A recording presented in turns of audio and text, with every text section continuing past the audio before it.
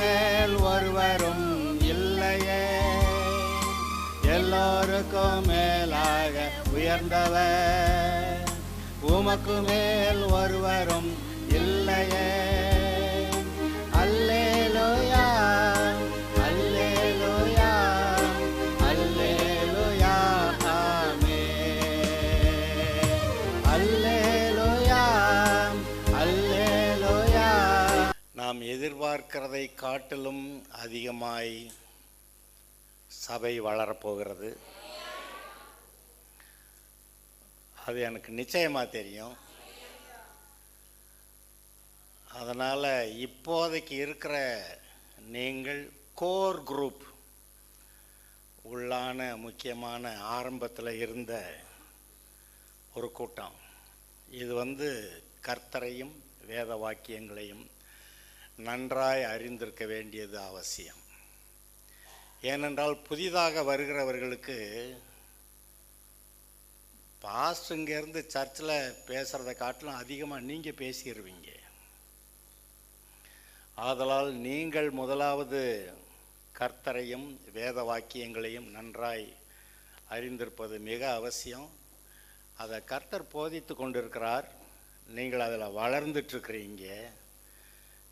நீங்கள் எதிர்பாராத விதத்தில் நீங்கள் அநேகருக்கு கர்த்தருடைய வசனத்தை சொல்லி அவங்கள பரிபூர்ண ஆசீர்வாதத்துக்குள்ளே நடத்த நீங்கள் ஒரு கருவியாக இருப்பீங்க. கர்த்தர் ஆசீர்வதிக்க ஆயத்தமாக இருக்கிறாரு. ஆனால் சபையானது அநேக இடங்களில் அந்த ஆசீர்வாதத்தை மட்டுப்படுத்துறதுல வேலை செஞ்சிட்ருக்குறாங்க. ஏன்னா அவர்களுடைய அறியாமை, என் ஜனங்கள் அறிவில்லாமையினால் சங்காரமாகிறார்கள்னு சொன்னபடி, அறிவில்லாமையினால் விசுவாசிகள் தேவன் கொடுத்த நன்மைகளை ஆசீர்வாதங்களை சுதந்தரிக்காமல் பாடுகளுக்குள்ளாக கிடக்கிறார்கள். இப்போ என்ன போராட்டம் நடக்குது?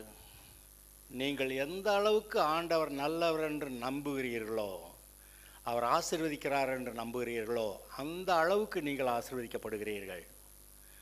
எந்த அளவுக்கு என்னத்தான் நடக்க போகுது அப்படின்னு நீங்கள் சொல்லுகிறீர்களோ, அந்த அளவுக்கு என்னமும் நடக்காமல் இருக்க போகிறது. ஏனென்றால் அவரவருடைய விசுவாசத்தின்படி, தன் விசுவாசத்தினாலே நீதிமான் பிழைப்பான் என்று எழுதியிருக்கிறதே, அப்படி நம்முடைய விசுவாச அளவுக்கு தக்கதாக நம்மை ஆசீர்வதிக்கிறார். நம்முடைய விசுவாச அளவுக்கு தக்கதாக ஆசீர்வதிக்கிறார். நம்மளாம் ஏழைங்க, இந்த ஊரில் பிறந்தோம், நமக்கு படிப்பும் இல்லை, புத்தியும் ரொம்ப ஒன்றும் அறிவெல்லாம் கிடையாது, நம்ம ஏதோ இருந்த மட்டுக்கு போயிடலாம் அப்படின்னு நீங்கள் நினைக்கலாம்.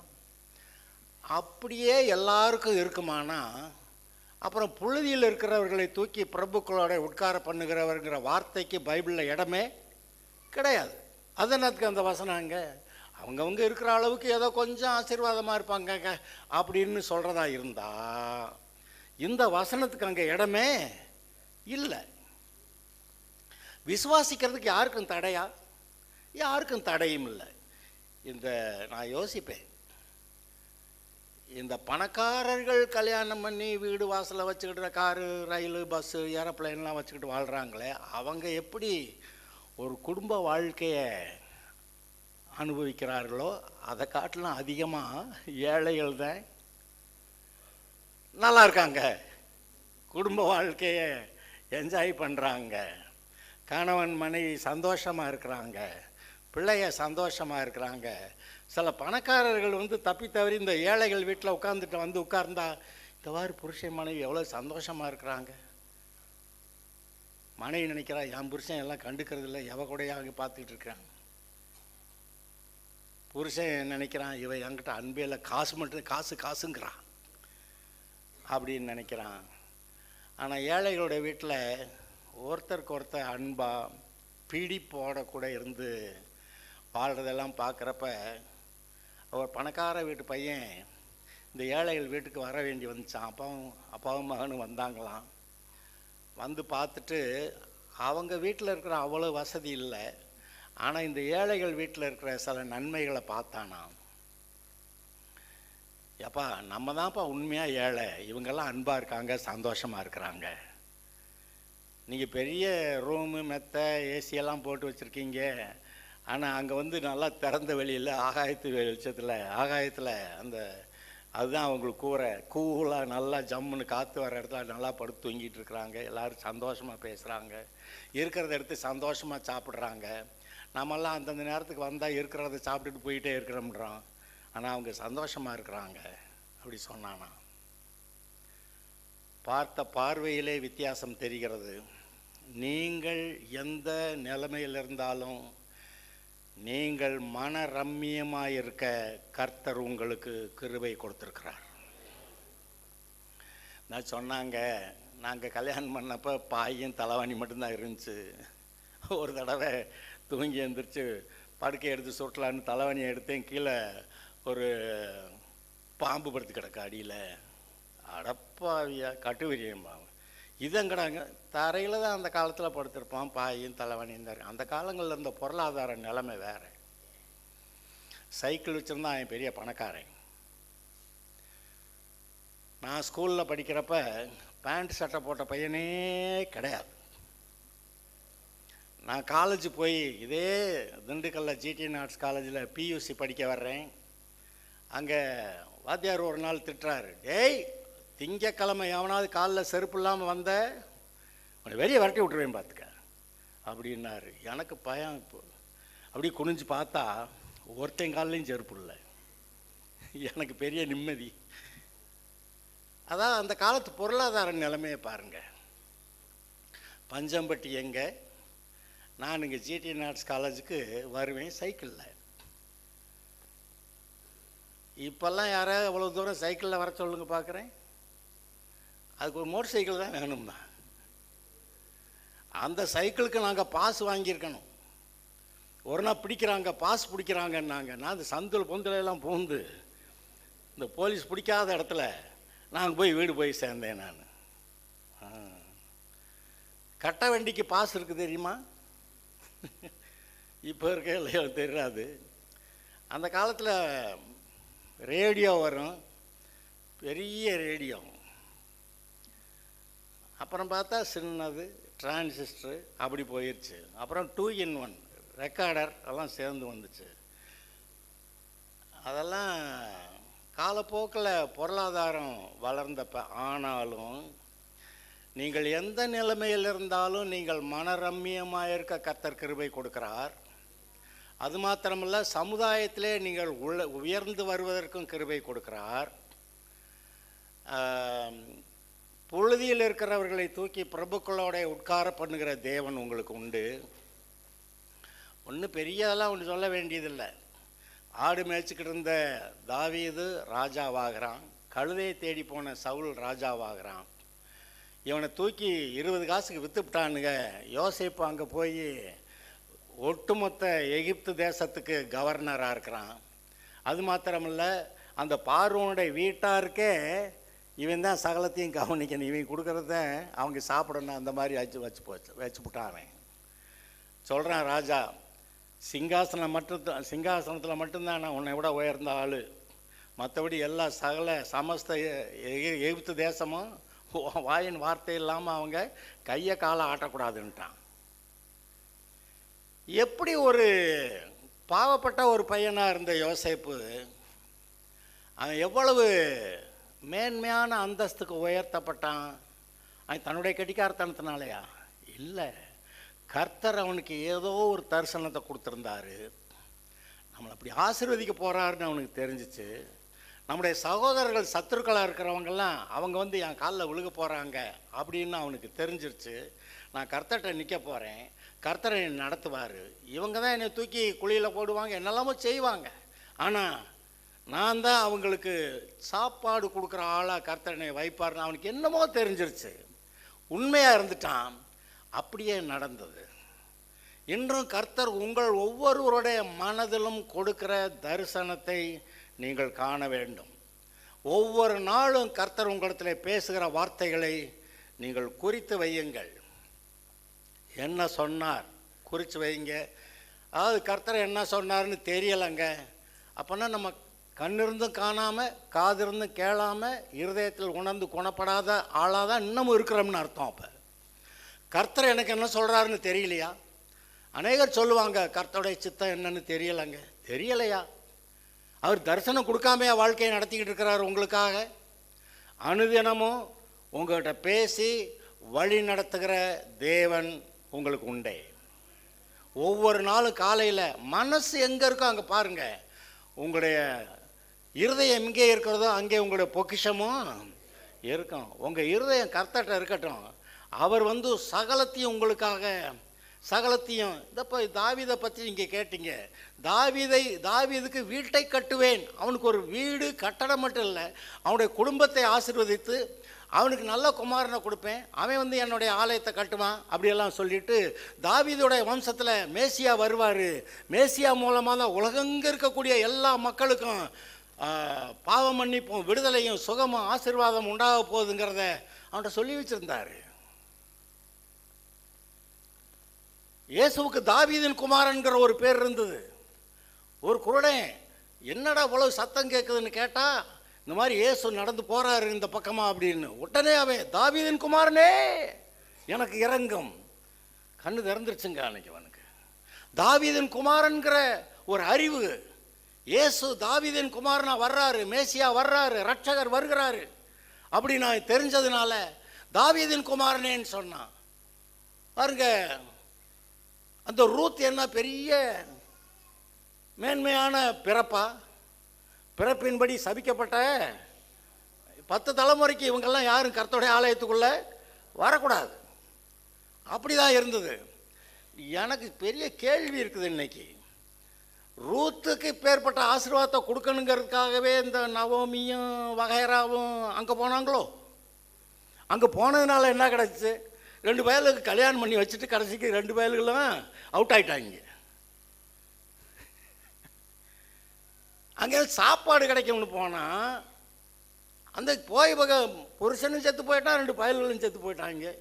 இந்த 2 பொம்பளை பிள்ளைங்க இருக்கிறாங்க. இவங்க, நீங்கள் உங்களை எப்படி நான் என்ன செய்ய போகிறேன், அவங்க வீட்டுக்கு போங்கன்னா ஒருத்தி ஓடி போயிட்டான்.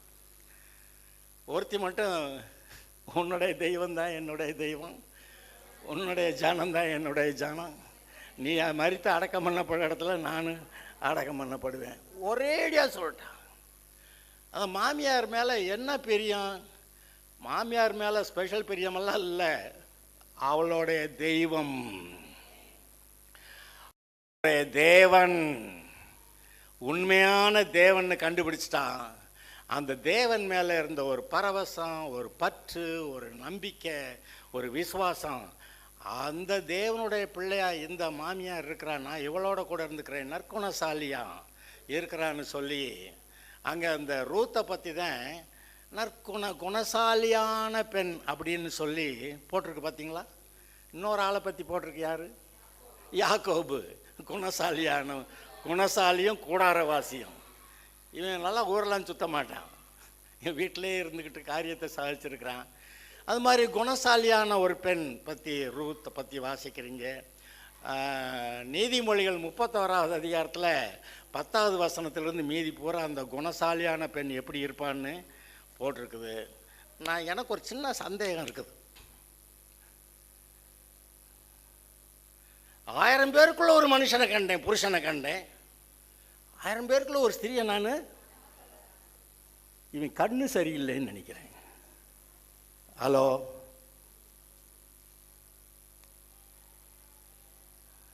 பாஸ்டர் பைபிளில் இருக்க வசனத்தையே நீங்கள் ஏட்டிக்கு போட்டியாக மாற்றி பேசுவீங்களா? ஒருத்தர் கூட இல்லையா? ஒருத்தர் கூட அப்படி இல்லாமல் இருந்தால் கர்த்தர் இப்படி ஒரு மரியாதை கண்டுபிடிச்சிருப்பாரா? ஹலோ, இவனுடைய பார்வை சரியில்லைன்னு மட்டும் எனக்கு தெரியுது. அவன் சொன்னதுனால பூராத்தியமாக நம்ப முடியும். ஒரு வசனம், நான் ஞானத்தை தேடினேன், அது எனக்கு தூரமாக போயிடுச்சுன்னு வேறு எழுதியிருக்கேன். அது எங்கே இருக்குன்னு எனக்கு இப்போ ஞாபகம் இல்லை. இருந்தா சொல்லுங்கள் பார்க்கலாம்.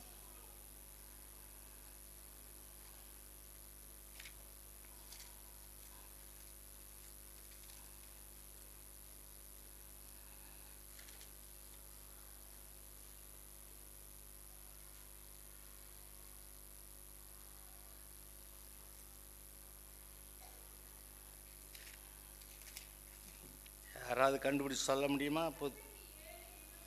ஏழா? ஏழில் தான் பார்த்துக்கிட்டு இருக்கிறேன். எத்தனாவது வசனம்?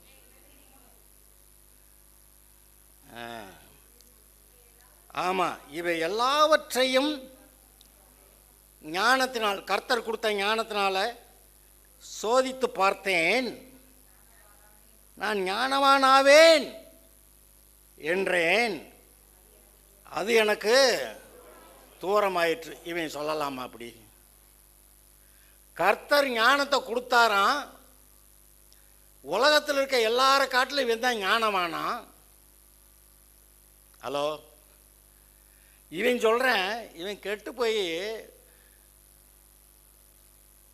700 கல்யாணம் 300 மறுமனை ஆட்டியா, அல்ல 300 கல்யாணம் 700 மறுமனை ஆட்டியா, சரி என்னவோ, அவ்வளோ பேரை கல்யாணம் பண்ணிட்டு இப்போ இவனுக்கு 1000 பேர். ஒருத்தியாவது உண்மையாக இருந்தாளா? இதுதான் இவனுடைய வருத்தம். ஆனால் ஸ்திரீகள் நல்லவங்க இல்லைன்னே சொல்ல முடியாது. இவன் கண்ணு சரியில்லை, புத்தி சரியில்லை. நான் தான் சொல்லுவேனே, சாலமோன் இந்த ஊருக்கு வர்றான் அப்படின்னாக்க அந்த ஊரில் இருக்க வாலிப பிள்ளைகளை வச்சுருக்கிறவங்கெல்லாம், நீ பொடி வீட்டுக்குள்ளே ஓடி, அவன் வர்றான் அந்த பக்கம் பிடிச்சிட்டு போயிடுவான் அப்படின்னு சொல்லி எல்லா பிள்ளைகளையும் வீட்டுக்குள்ளே அடைச்சிருந்துருப்பாங்கன்னு நான் நம்புகிறேன். நான் போய் பார்க்கல. கொஞ்ச நாளைக்கு முன்னாடி இலங்கையில் ஒரு கூட்டம், தமிழ் கூட்டம் தான். அங்கே படைக்கு ஆளுக வேணும். அதனால் இந்தியாவில் தமிழ்நாட்டிலேருந்து ஆள் பிடிச்சிட்டு போய்கிட்டு இருந்தாங்க. ஒரு தடவை என்னை பிடிக்க வந்தாங்க திருச்சி பஸ் ஸ்டாண்டில். கையை பிடிச்சான் பாருங்க, கையை பிடிச்சான். நீ என்ன சம்பளம் வாங்குற? இப்படி சம்பளம் வாங்குற, இதே வாழ்நாளில் வச்சு நீ இப்படியே ஓட்ட போறியா? 10 மடங்கு தர்றேன், நீ ஏன் கூட வா அப்படின்றான். எனக்கு ரொம்ப பயமாக போச்சு. பஸ் ஸ்டாண்டில் ஏதாவது ஒரு பஸ்ஸு, அது வெளியேற இடம், பஸ்ஸு வெளியேற, ஏதாவது ஒரு பஸ்ஸு வெளியேறணும், அதில் ஏறிடலாமேன்னு பார்க்குறேன். அந்த நேரம் பார்த்து ஒரு பஸ்ஸு கூட வரலை. அப்படியே மிரண்டு போயே இருந்தேன். நல்ல வேலையாக அப்புறம் ஒரு பஸ்ஸு ஏதோ ஒன்று வந்துச்சு. நான் எனக்கு போகணுன்ட்டு முடியான்ட்டேன். அன்றைக்கி என்னை பிடிச்சிட்டு போயிருந்தான்னா சம்பளம் கொடுத்துருப்பேன், அந்த ஊரில் என்னை கொண்டு போய் படையில் சேர்த்துருப்பேன், அந்த கூட்டத்தோடு நானும் செத்துருப்பேன். புள்ள பிடிக்க வந்தாங்க. அது சாலமோனுடைய காலத்தில் என் ஊரில் இருந்துச்சுன்னு நான் நம்புகிறேன். நான் அந்த தலைவர்கள் சரியா இல்லைன்னா மக்கள் பாடு ரொம்ப கஷ்டம். சாலமோன் தான் தேசத்து மக்கள்கிட்ட வரி போட்டதில் ரொம்ப அதிகமாக வரி போட்டவேங்கிறது தெரியுமா உங்களுக்கு? பார்க்க மாட்டீங்களே. அவன் மகன் ராஜாவான பிறகு எங்கள் கஷ்டத்தெல்லாம் போக்கணும்னு மக்கள் வந்து கேட்டப்ப, என் சுண்டு விரல் எங்கள் அப்பனுடைய இடுப்பை காட்டிலும் பெருசு, நான் அதிகமாக வரி போடுவேண்டான்ட்டான். எல்லாரும் அவனை விட்டு ஓடி போயிட்டாங்க. 10 கோத்திரம் அந்த ரெகோபாயாமை விட்டு போடான்ட்டு போயிட்டாங்க. அதிகமான வரி போட்ட ஆள் சாலமோன். இன்றைக்கி எந்த அளவுக்கு அதிகமாக வரி போடுற எந்த ராஜ்யமும் நிற்காது. சரி, அது நம்முடைய பிரசங்கம் இல்லை. இங்கே இப்போ இன்னும் வாசித்தமே, ஞானவானாவேன் என்றேன், அது எனக்கு தூரமாயிற்று. இது நியாயம் இல்லையே. கர்த்தரோட கூட சேர்ந்து கர்த்தர் சொல்கிறாரு, என்னுடைய ஞானம் சொல்லுகிறது, அதிகாலையிலே என்னுடைய வாசற்படியிலே கதவு நிலையிலே இந்த அருகே என்னை எனக்காக காத்திருக்கிறவன் பாக்கியவான். ஞானம் சொல்லுகிறது. இவன் ஞானம் கொடுத்தாரு, அதை வச்சுக்கிட்டு இவன் தப்பாக வேலையை பார்த்துக்கிட்டு இருந்தேன். அதனால் இவன் சரியில்லைன்னு நான் நினைக்கிறேன். சில கேள்வி நான் கேட்குறது உங்களுக்கு யோசிச்சு பாருங்கள். சரியாக இருந்தால் ஏற்றுக்கங்க, சரியில்லைன்னா விட்டுருங்க. இன்னொரு கேள்வி போய் கேட்டுடுறேன். நோவா எந்திரிச்சானா, பார்த்தானா, என்னெல்லாம் நடந்து, இப்படியா நடந்துச்சு சொல்லிட்டு, கானான் சபிக்கப்பட்டவன் நானா? கானான் பிறந்தப்ப எப்படியோ பிறந்துட்டான். அவன் பிறந்து வந்தவொடனே இவன் சபிக்கப்பட்டவன் அவன் மேலே ஒரு சாபத்தை போட்டால், நான் சும்மா ஒரு கேள்வி கேட்குறேன். நோவா கானானை சபிச்சது சரியா? பைபிளில் எழுதியிருக்கிறதுங்கிறதுனால பூராத்தையும் அப்படியே எடுத்துக்கிற கூடாது, நிதானிச்சு பாருங்க. எதையுமே நிதானிக்க தெரியாதா நமக்கு? சத்தியத்தை சரியாக விளங்க பண்ணுறதற்காக உங்களுக்குள்ளே இருக்கிற அபிஷேகம் உங்களுக்கு போதிக்கும்னு எழுதியிருக்கே. எத்தனை பேர் தப்பு தப்பாக சொன்னாலும் கர்த்தர் உள்ளுக்க அது தப்பாக சொல்கிறாங்கன்னு உணர்வை கொடுக்கலையா? நமக்கு தெரியணும். குடும்ப வாழ்க்கை, திருமணமும் குடும்ப வாழ்க்கையுமே அது தரக்குறைவானதென்று, அசுத்தமானதென்று, தீட்டானதென்று, அருவருப்பானதென்று, தரக்குறைவானது என்று நம்புகிற ஊழியக்காரர்கள் கிறிஸ்தவ வட்டாரத்தில் இல்லையா? கர்த்தர் சொல்கிறாரு, மனுஷன் தனிமையாக இருப்பது நல்லதல்ல, ஏற்ற துணையை உண்டாக்குவேன் என்று கர்த்தர் சொன்னாராம். நம்மால் பவுல் சொல்கிறான், ஸ்திரீயை தொடாமல் இருப்பது நல்லது. போச்சுங்கடா, கர்த்தர் ஒன்று சொன்னான், இவன் ஒன்று சொல்லிக்கிட்டு இருக்கிறான். சரிதானா?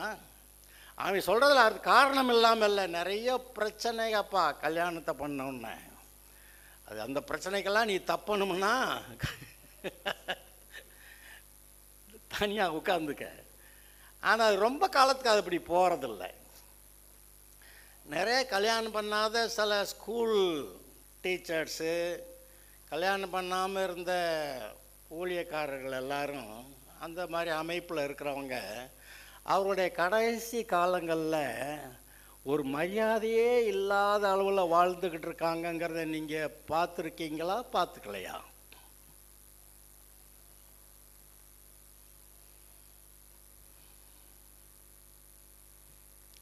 கவனித்து பாருங்கள். உங்களுடைய நீங்கள் நல்ல சரியான திருமணம் கண்டதையாக ஒன்று, ஒருத்தருமே பொண்ணே கிடைக்கல அதனால அதை கல்யாணம் பண்ணேன், மாப்பிள்ளையே கிடைக்கல அதனால அதை கல்யாணம். நான் உங்களுக்காக உலக தோற்றத்துக்கு முன்னே நீங்கள் எப்படி ஆசீர்வாதமாய் வாழ்ந்திருக்க வேண்டுமென்று உங்களை குறித்து கனவு கண்டு கொண்டு உங்களுடைய இருதயத்தில் ஒரு தரிசனத்தை கொடுத்து, நான் சொல்கிற மாதிரி வா, நீ இவ்வளோ மேன்மையாக இருக்கலாம், ஆசீர்வாதமாக இருக்கலாம் அப்படின்னு உங்ககிட்ட பேசுகிற உங்களுடைய ஆண்டவருடைய வார்த்தையை கேட்டு நீங்கள் முன்னேறுவது அவசியம். இது கிடைக்கல அது கிடைக்கல அதனால் இதில் போய் விழுந்தேன், எதுலேயும் போய் விழுகக்கூடாது. இங்கிலீஷில் சொல்லுவாங்க, ஹி ஃபெல் இன் லவ். இன்னும் யாரு கூட சொல்ல, என்னது ஃபெல்லா? ஃபெல்னா விழுந்தான்னு. அந்த லவ் பண்ணுறதை பற்றி இங்கிலீஷில் அப்படி ஒரு வார்த்தை தான் இருக்குது, ஃபெல், விழுந்தேன். அது ஒரு நல்ல வார்த்தையா? அது நல்ல வார்த்தை இல்லை. அது கர்த்தருடைய ஆலோசனையின்படி நீங்கள் பொண்ணு மாப்பிள்ளையை கண்டுபிடிக்கிறது மட்டும்தான் சரியே ஒழிய ஃபாலிங் இன் லவ் அதெல்லாம் ஒன்றும் நல்லா இல்லை. உங்கள் இருதயம் நல்லா இருந்தால் சரியான மாப்பிள்ளை, உங்கள் இருதயம் நல்லா இருந்தால் சரியான பொண்ணு. கர்த்தர் நியமித்த அது வரும். அது வர வரைக்கும் வெயிட். அப்புறம் நீங்கள் காத்திருந்தது உங்களுக்கு நல்லதுன்னு நீங்கள் சொல்லுவீங்க. கர்த்தர் எனக்கு நல்ல மேட்ச் கொடுத்தாரு அப்படின்னு நீங்கள் சொல்லுவீங்க. உங்கள் வாழ்க்கை கர்த்தருக்குள்ளே நல்லா இருக்குதுங்கிறத நீங்கள் சொல்லுவீங்க. கர்த்தர் சகலத்தையும் அதனதன் காலத்திலே நேர்த்தியாய் செய்திருக்கிறவர். உங்களுடைய வாழ்க்கையிலும் அப்படி தான் செய்வார். ரொம்ப பெரிய பேராசைப்படாமல் ஏதோ கொடுத்த படிப்பு கொடுத்த வேலை அப்படி பார்த்துட்டு வர்றவங்க படிப்படியாக ரொம்ப முன்னேறி வர்றதையும் பார்க்குறோம். ரொம்ப கெட்டிக்காரத்தனமாக இருந்து அப்படி இப்படின்னு போய் கடைசியில் ஒன்றுமில்லாமல் ஓட்டாண்டியாக போகிறதையும் நாங்கள் பார்க்குறோம். கல்யாணத்துக்கு முன்னாடி ரொம்ப உயர்ந்த அளவில் வந்து கடைசி கல்யாணத்துக்கு பின்னாடி இந்த மனைவி காசுன்னு போட்டு பிடுங்குறான் அப்படின்னு சொல்லி நிம்மதி இல்லாமல் போகிறவங்களையும் பார்க்குறோம். ஆனால் அதே சமயத்தில் வர்ற பெண் வந்து கர்த்தருக்கு பயந்த நல்ல குடும்பத்தை நடத்துகிற ஆண்டவருக்கு முன்னாடி சாட்சியாக இருக்க பொண்ணா வரக்கூடுமானா அழகான குடும்பம் அங்கே உண்டாகிறதையும் நீங்கள் பார்க்கலாம். நமக்கு என்ன வேணும்? கர்த்தர் உங்களோட இருந்தால் உங்களுடைய நீங்கள் ஆசீர்வதிப்பீங்க, உங்கள் குடும்பம் ஆசீர்வதிக்கப்படும், உங்கள் பிள்ளை ஆசீர்வதிக்கப்படும், சமுதாயத்தில் நீங்கள் உயர்ந்திருப்பீங்க. இதை தான் பைபிள் சொல்லுது. என் வார்த்தைகளுக்கு உண்மையாய் செவி கொடுத்தால் இப்பொழுது சொல்லப்படுகிற ஆசீர்வாதங்கள் எல்லாம் வந்து உனக்கு பலிக்கும். பூமியில் இருக்க சகல ஜாதிகளிலும் மேன்மையாக இருப்பாய். இந்த ஜாதி பேசுது. யார் எத்தனை ஜாதி வேணாலும் இருக்கட்டும்பா, ரொம்ப உயர்ந்த என்னென்னமோ பேசுவாங்க. எல்லார காட்டில் நான் உன்னை உயர்ந்த ஆளாக்குறேன். சகல ஜாதிகளில் நான் உன்னை மேன்மையாக வைப்பேன். நம்ம பிறப்பு அப்படி கரெக்டாக இருக்க, அப்படி இருந்தா இல்லையா அது கேள்வியே கிடையாது. அவர் சொல்றார், நான் உன்னை உயர்த்துவேன். அவரை நோக்கி பார்த்து பிரகாசம் அடைந்தார்கள். அப்போ இப்போ ஒரு சின்ன கேள்வி, ஆமாம் இப்போ ஏட்டிக்கு போட்டு என்னத்தையா கல்யாணத்தை பண்ணி வச்சு தொலைச்சிட்டோமே, உடனே டைவர்ஸ். அப்புறம் அடுத்து வர்றது இதை விட பெரிய பேயா வந்தால் என்ன செய்கிறது? அதனால் முதல்ல உடனே அப்படியெல்லாம் யோசிக்காம கர்த்தாவேன்னு கேளுங்க. கர்த்தர் பெரிய காரியங்களை செய்வார். நீ பிரசங்கிக்காமையே, உன் புருஷன்ட்ட என்னமே போதிக்காமையே நீ அவனை ஆதாயம் பண்ணி கொள்ளுவாய். அப்படி சாதிக்கக்கூடிய ஒரு பலனை, ஞானத்தை கர்த்தர் அவங்களுக்கு கொடுக்குறாரு. எதை வேணாலும் சரி பண்ணக்கூடிய வல்லமை கர்த்தர் கொடுக்குறாரு. கர்த்தர் ஆசீர்வாதத்தின் தேவன். நீங்கள் இப்போது இருக்கிற நிலைமையில் கர்த்தாவேன்னு கேளுங்க. சரி வா, என் கூட வா, நான் ஆசீர்வதிக்கிறேன் என்று சொல்லுகிற ஆசீர்வாதத்தின் தேவன். அவரால் செய்யக்கூடாத ஏதாவது காரியம் உண்டா? உனக்கு எட்டாததும் பெரியதுமான காரியங்களை நான் உனக்கு அறிவிக்கிறேன். என்னால் செய்யக்கூடாத அதிசயமான காரியம் ஒன்று உண்டோ அப்படின்றாரு. நீ என் வார்த்தையை கேட்பேன்னா, நான் உனக்காக ஒரு ஸ்தலத்தை பார்த்து வச்சுருக்கேன். தேசங்களிலெல்லாம் சிங்காரமான தேசம் நான் பார்த்து வச்சுருக்கேன், அங்கே கொண்டு போய் சேர்க்குறேங்கிறாரு. இந்த பெண்கள் வந்து கல்யாணம் ஆகி போகிற இடம் என்ன இடமா இருக்குமோ அப்படின்னா, இல்லை, நான் உனக்கு எல்லா இடங்களை பார்க்கலும் சிங்காரமான இடத்த நான் உனக்கு பார்த்து வச்சுருக்கேன்னு ஒருத்தர் சொல்லிக்கிட்டு இருக்கிறாரு. ஆனால் அவர் சொல்கிறத நீங்கள் கவனிக்கணும்.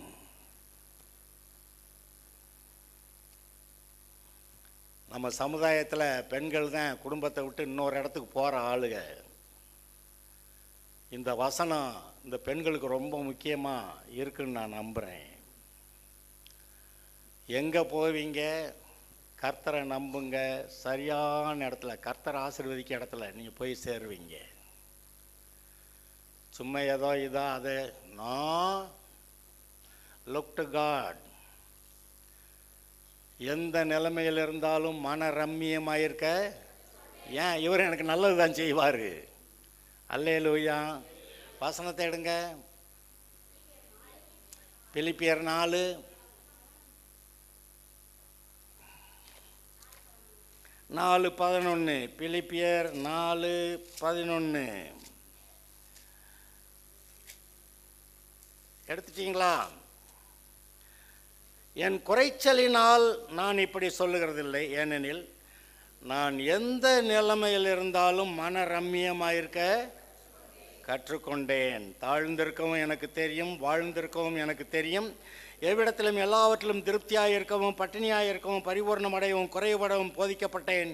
என்னை பலப்படுத்துகிற கிறிஸ்துவனாலே எல்லாவற்றையும் செய்ய எனக்கு பலனுண்டு. இந்த எந்த நிலைமையில் இருந்தாலும் மனரம்மியமாக இருக்க கற்றுக்கொண்டேன் அப்படிங்கிற ஒரு வார்த்தை. மனரம்மியம், சந்தோஷமாக, எப்பொழுதும் சந்தோஷமாக இருங்கள் கேட்டிருக்கீங்க. கர்த்தருக்கு மகிழ்ச்சியாக இருப்பதே உங்களுடைய பலன் கேட்டிருக்கிறீங்க. அப்புறம் என்ன? தேவனுடைய சமூகத்தில் பரிபூர்ண ஆனந்தமும் அவருடைய வலது பாசத்தில் நித்திய பேரின்பம் உண்டாகுன்னு கேள்விப்பட்டிருக்கீங்க. இன்பம்ங்கிற வார்த்தை எங்கே கேட்டிருக்கீங்க? இன்பம்ங்கிற வார்த்தை சாராள் வயசான காலத்தில் சொல்லுவா, உனக்கு ஒரு குழந்தை வரப்போகுதுன்னு. இனிமேல் தானே எனக்கு என் புருஷனோட சேர்ந்து இன்பம் உண்டாயிருக்க போகுது அப்படின்றான். அவ கேட்டால் இன்பம் உண்டாயிருக்குமான்னு. ஆனால் கொஞ்ச நாளில் திடீர்னு அவளுக்கு வயது வாழ வயது போல் ஆயிற்று. இன்பம் வந்ததா வரலையா? இப்போவும் இங்கே இருக்க கொஞ்சம் வயசான ஆளுகள்லாம் யோசித்து பார்த்து நீங்கள் கர்த்தர்கிட்ட உங்களை ஒப்பு வச்சிங்கன்னா வயது திரும்ப, குடும்பம் நல்லா இருக்கும், கணவன் மனைவி உறவு நல்லா இருக்கும், இன்பமாக இருக்கும், சந்தோஷமாக இருக்கும். ஆனால் கணவன் உறவே ஆகாது, ஸ்திரீகளால் கரைபடக்கூடாதுன்னு பேசுகிற கூட்டமும் இருக்குது. பவுல் முதல் கொண்டு சொல்லியிருக்கான். அதெல்லாம் என்னால் சரின்னு ஏற்றுக்கிற முடியல. அது ஏற்றுக்கிறவங்க ஏற்றுக்கட்டும். அந்த பைபிளில் தான் எல்லாமே எழுதி வச்சுருக்கு. அதை ஏற்றுக்கிறவங்க ஏற்றுக்கிட்டு ஒரு கூட்டம் அப்படியே போகிறாங்க, கல்யாணம் ஆகாமல் இருக்கதான் நல்லதுன்னு. ஒரு கூட்டம் சொல்லுது, நாங்கள் தான் கல்யாணம் ஆகாமல் ஸ்திரீகளால் கரைபடப்படாத விசேஷித்த பிரதிஷ்டை பண்ணப்பட்ட ஊழியக்காரர்கள்னு. அங்கே உட்கார்ந்து அந்த பிரசங்கம் கேட்குறவங்கெல்லாம் நமக்கெல்லாம் அந்த அளவுக்கு இல்லைங்க அப்படின்னு சொல்லி தரக்குறைவாகவே தங்களை பற்றி நினச்சிக்கிட்டே அங்கே உட்காந்து அந்த வார்த்தையவே கேட்டுட்டு உட்காந்துருக்காங்க. எந்திரிச்சு ஓடி இருக்கணும்ல. அதே ஏன்டா உட்காந்து கேட்டுக்கிட்டே இருக்கிற, எந்திரிச்சு ஓடுறான். நான் சொல்லலை, சொல்ல முடியாது. அவனுக்கு அறிவு வேணும், அவனவனுக்கு அறிவு வேணும். அவனோட விசுவாசத்தின்படி கர்த்தர் அவனவனை ஆசீர்வதிக்கிறார். தனிமையாக இருப்பது நல்லதல்லன்னு சொல்லி கர்த்தரே பார்த்து ஒரு மனுஷனுக்குள்ளேருந்து விலா எலும்பை எடுத்து ஒரு ஸ்திரியை பண்ணி இருந்தா உனக்கு ஏற்ற துணைன்னு கொடுத்தா, இவன் கெட்டு போனதுனால தான் குடும்பம் கெட்டு போச்சு. மற்றபடி குடும்பம் எவ்வளோ நல்லா இருந்திருக்கும் தெரியுமா? ஆதாம் பாவம் செய்யலைன்னா கணவன் மனைவி உறவு எவ்வளோ நல்லா இருந்திருக்கும்னு நினைக்கிறீங்க? அந்த ஏவாளை போல அழகான ஒரு பெண் இதுக்கு முன்னாடி இருந்திருக்க மாட்டா, பின்னாடி இருந்திருக்க மாட்டா. ஏன்னா அதுக்கப்புறம் பாவம் நுழைஞ்சிருச்சு. பாவம் நுழைஞ்ச ஒருபாடு அந்த அளவுக்கு பெர்ஃபெக்ட் பியூட்டி எங்கேயுமே இருந்திருக்காது. ஆனால் ரெபேக்கால்லாம் அழகாக இருந்தா, ரைட்டு கரெக்டு தான். ஆனால் அந்த பியூட்டி அங்கே இருந்திருக்காது. கர்த்தர் அப்படி அழகான குடும்பத்தை ஏற்படுத்தி கொடுத்தா. இன்றைக்கும் சரீர அழகு மட்டும் இல்லைங்க. நான் சில சமயத்தில் சரீர அழகை பார்த்து நல்லா இருக்குது பார்த்தியா, நல்லா இருக்குது. ஆனால் புத்தி உள்ள பிசாசு உட்காந்துருக்கு. அடப்பாவியா, அழகாக இருக்குன்னு பார்த்தா உள்ள அதான் கர்த்தர் உள்ளத்தில் இருதயத்தில் மறைந்திருக்கிற குணமே உங்களுக்கு அலங்காரம் அப்படி சொல்லிவிட்டார். அதனால் சும்மா ஏதோ வந்ததாக்கும் போச்சாக்கும் அப்படியெல்லாம் சொல்லக்கூடாது. கர்த்தர் உங்களுடைய வாழ்க்கையை குறித்து திட்டமிட்டிருக்கிறார். அவர் உங்களுக்கு செய்வதை நீங்கள் பெற்றுக்கொள்ளுங்கள். அந்த சாலமோன்ட்ட இந்த ஜபம் நீ பண்ணு உனக்கு நல்லதுன்னாரு. அந்த ஜபத்தை ஒழுங்காக பண்ணுனா. அதே போல் உங்களுடைய இருதயத்தில் உங்களுடைய வாழ்க்கையை பற்றி நீங்கள் என்ன ஜபம் பண்ணணும்னு கூட உங்கள் இருதயத்தில் பேசிகிட்டு இருக்கிறார். அந்த ஜபத்தை நீங்கள் பண்ணணும். அது உங்களுடைய வாழ்க்கையை மிகவும் ஆசீர்வாதமாக கொண்டு வந்து சேர்க்கும். சரியான ஜபம் எது? ஆண்டவரே உங்கள் இருதயத்தில் ஒரு ஆசையை போட்டு இந்த ஜபத்தை பண்ணு, நான் உன்னை இப்படி நடத்துகிறேன் அப்படின்னு சொல்கிறாரு. உங்களுடைய படிப்புக்கும் சரி, வேலைக்கும் சரி, எங்கே வீடு கட்டி எங்கே குடியிருக்கிறதும் சரி, எங்கே கல்யாணமும் சரி, எப்படிப்பட்ட ஒரு வாழ்க்கை எந்த ஊரில் குடியிருக்கிறதுங்கிறது சரி, எப்படிப்பட்ட வாழ்க்கையை எங்கே சர்ச்சுக்கு போகிறது, எப்படி வாழ்கிறதுங்கிறது எல்லா காரியங்களையும் வருங்காலங்களில் நீ எப்படி இருக்கணுங்கிறதையும் கர்த்தர் உங்களுக்குள்ள ஒரு ஆசையை போட்டிருக்கிறார். கர்த்தர் உங்களுடைய இருதயத்தில் போட்ட ஆசையின்படி நீங்கள் ஜெபம் பண்ணுங்கள். நான் தான் சொன்னேன், கோர் குரூப். இன்றைக்கி நீங்கள் சின்ன கூட்டம், கொஞ்ச நாளில் அதாவது நினைப்பதற்கு வேண்டிக் கொள்ளுங்கன்னு அது மாதிரி என்னமோ ஒன்று வருது. புதுசாக வர்றவங்களுக்கு நீங்கள் தான் கோர் குரூப்பாக இருந்து இதுதான் சரியான போதனை, இதில் நிற்கணும் அப்படின்னு சொல்கிற ஆளாக இருப்பீங்க. 2 ஏக்கர் கேட்டாங்களா? அப்படி தான் கொடுப்பாரா? அவருக்கு சத்து அது மேலே இல்லையா? நீங்கள் உங்களுக்கு தைரியமாக எதை கொடுப்பாருன்னு நினைக்கிறீங்களோ, நம்புறீங்களோ சும்மா வெறும் ஆசை இல்லை, வெத்து ஆசை இல்லை, இருதயத்தில் விசுவாசமாக இருக்கணும். எதை கேட்குறீங்களோ, விசுவாசத்தோடு கேட்குறீங்களோ, அது அங்கே இல்லைனாலும் உண்டாக்கி கொடுத்துருவார். அல்லேலூயா. நான் ஆரம்பத்தில் சர்ச்சு டவுன்லேருந்து பஸ் ஸ்டாண்ட்லேருந்து நடந்து போகிற தூரத்தில் தான் வேணும், அதனால் தூரத்துக்கு போக மாட்டேன், இங்கேயே உட்காந்து சுற்றி சுற்றி பார்த்துக்கிட்டு இருந்தேன். இப்போவும் லக்கேஜ் இல்லைன்னா நடந்து வர்ற தூரத்தில் தான் நீங்கள் இருக்கிறீங்க. கர்த்தர் இப்படி இடத்த கொடுத்தாரு. ஆனால் இப்போ தோணுது எங்கிட்ட தூரமாக போயிடுவோமோ அப்படின்னு. தூரமாக போனால் பெருங்கோட்டை வர்ற இடமா இருக்க கிடாது. கர்த்தர் பெரிய காரியங்களை செய்வார். உங்களுக்கும் பெரிய காரியத்தை செய்வார், தன்னுடைய காரியத்திலும் பெரிய காரியத்தை செய்வார். நம்பலாமா? உங்களுடைய இருதயம் எவ்வளவு விரிவடைகிறதோ அந்த அளவுக்கு உங்களுடைய வாழ்க்கை ஆசீர்வாதம் இருக்கும். சாலமோன் கர்த்தருடைய ஞானத்தை பெற்றுக்கொண்டு, அதனால் அவனுடைய மனோவிருத்தின்னு ஒரு வார்த்தை இருக்கா? ஒரு கூட்டம் மறந்துக்கிட்டே போகுது. ஆனால் வயசாச்சுங்க, எல்லாம் மறந்து வச்சுங்க. நான் ஒத்துக்கிறேன், எல்லாம் இல்லைன்னு சொல்லலை. ஆனால் வயசாக ஆக இன்னும் மனோவிருத்தி அடைகிறதும். மோசே என்ன வயசு? 120. அவனுக்கு பலன் குறையவும் இல்லை, கண் மங்கவும் இல்லை. அப்போ அவனுக்கு மறதியெல்லாம் வந்துருந்தா என்னத்துக்காகிறது? அவனுக்கு கர்த்தர் கொடுத்த ஞானம் இருந்தது. அவனுடைய மனோவிருத்தி, சாலமோனுக்கு இருந்த மனோவிருத்தி கடற்கரை மணலத்தனையாய் அவனுக்கு மனோவிருத்தி உண்டாயிருந்தது. கர்த்தருடைய அபிஷேகம் இருந்தமானா, சரியாக நடக்குமானா, அங்கே மனோவிருத்தி. நல்லா இருப்பீங்க. வேற ஒன்றும் உங்களுடைய கெட்டிக்காரத்தனத்தினால அல்ல, நீங்கள் கர்த்தருடைய வீட்டில் பிள்ளையா இருக்கிறதுனால நல்லா இருப்பீங்க. நீங்கள் நல்லா இருக்க போறீங்க, நீங்கள் நல்லா தான் இருப்பீங்க. நீங்கள் வெட்கப்பட்டு போறதில்லை. சமுதாயத்தில் கர்த்தர் உங்கள் தலையை உயர்த்துவார். அல்லேலூயா. உலகத்தில் இருக்க ஜனங்களுக்கு அது ஞானம் இல்லை, கர்த்தருடைய ஞானம் உங்களோடு கூட இருக்கிறது. கர்த்தாவே ஸ்தோத்திரம். உம்முடைய அந்த நீதியின்படி, உம்முடைய பரிசுத்தத்தின்படி, உம்முடைய மகிமையின்படி உம்முடைய பிள்ளைகளுக்கு செய்கிறவரே, அப்படி செய்வீராக.